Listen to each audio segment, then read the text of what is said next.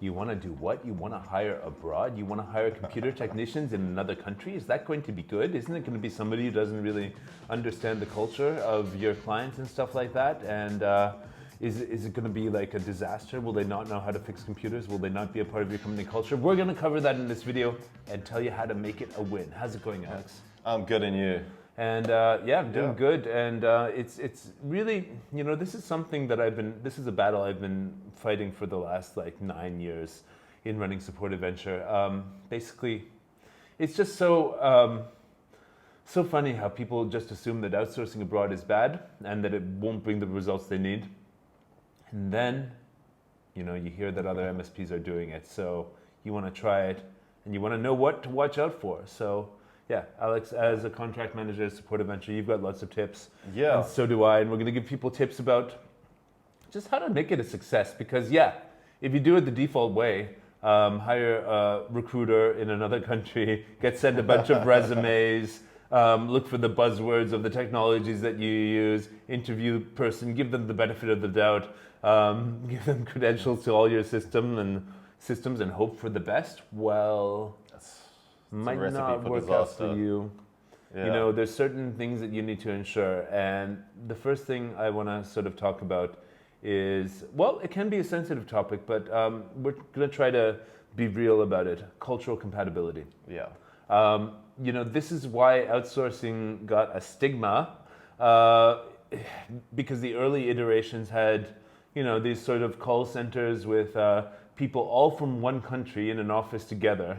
And basically serving in a way that's sort of default to them, but might not resonate with the people that they're on the phone with on the other side of the planet. So in reimagining, this concept, when I moved abroad to Europe, to Eastern Europe, to Serbia in 2007, 8, 9, I was doing it all those years and imagining how I could actually make it work. Because I'm from Canada and basically I could sit next to people and train them on how to give the level of service that I felt clients in the UK and US expected.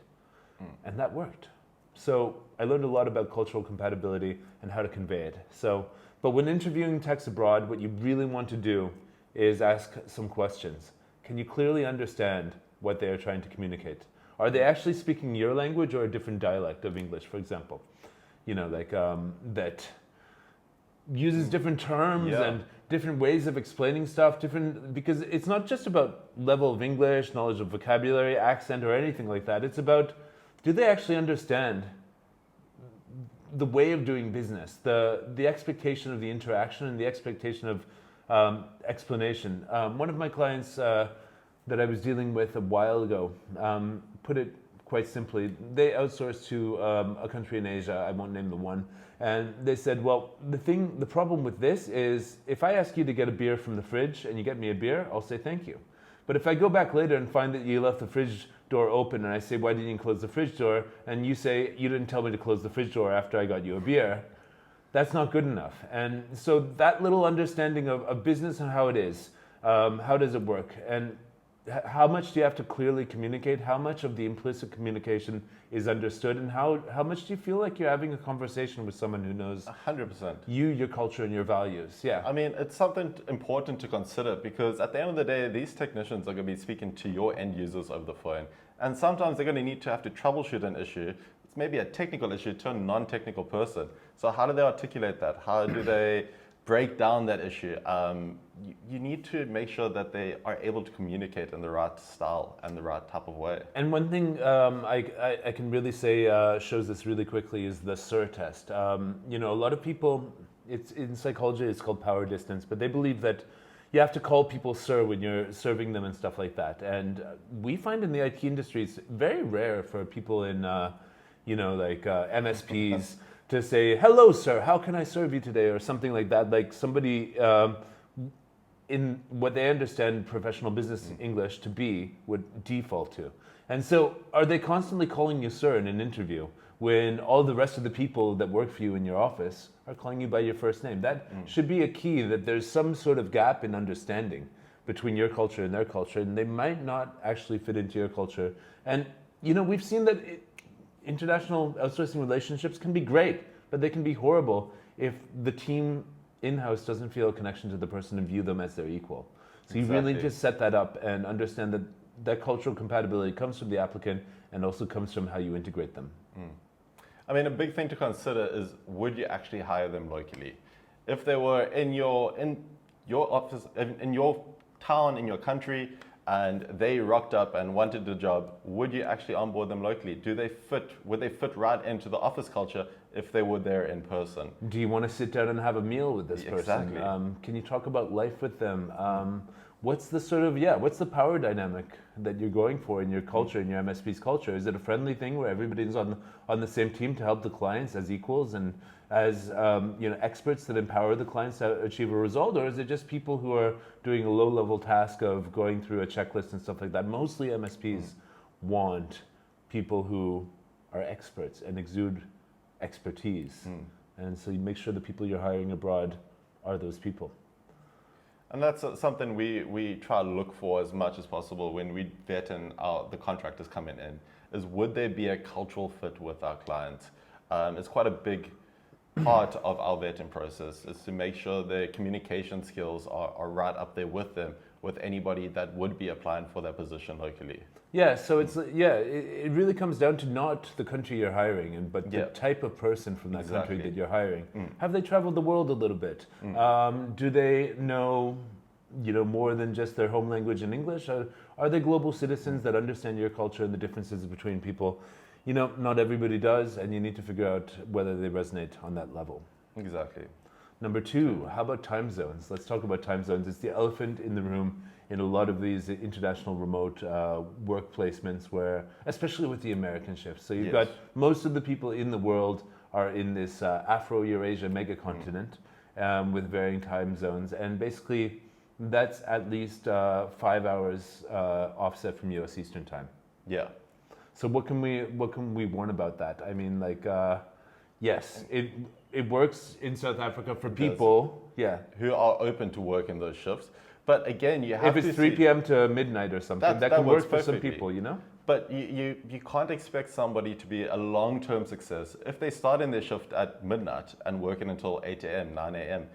That's not sustainable for an extended period of time. Yes, maybe they can get it right for the first couple of months, but a year not going to be optimal. It's not optimal. Yeah. Eventually, they're going to want a work-life balance, and they're not achieving that in a shift like that. You're also not going to get the best work out of them because it kind of kills their friendship. They're sitting in a dark room. Yeah, they're sitting in a dark room.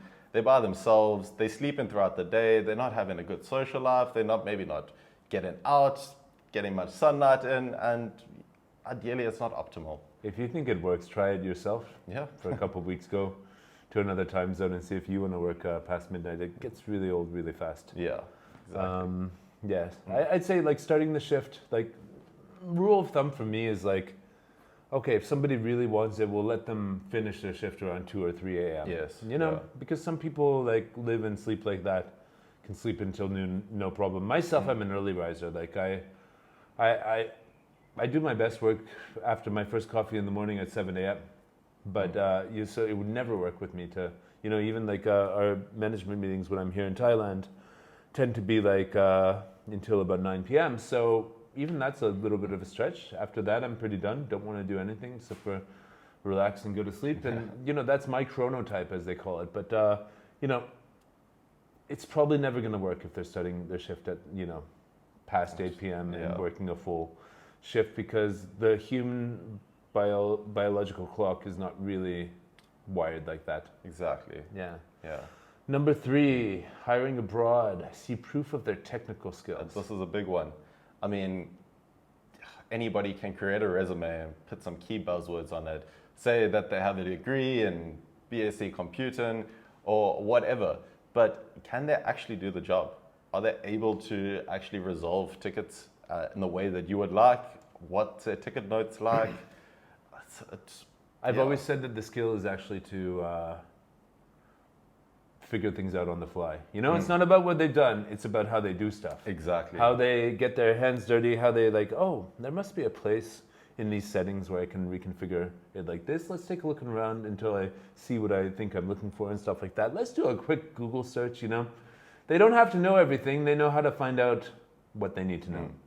And that's the main thing. So the best way that we found to actually figure out if people have this or don't have it is give them a real test on a VM that we spin up.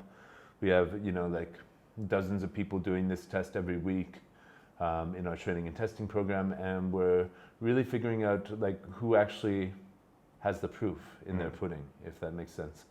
The proof is in the pudding, not, you can put a bunch of VMware, Microsoft Azure, 365 magical wizard in your resume, but it doesn't mean anything at the end of the day when you actually are put on a machine, asked to troubleshoot it, and fail. It's just buzzwords at the end of the day.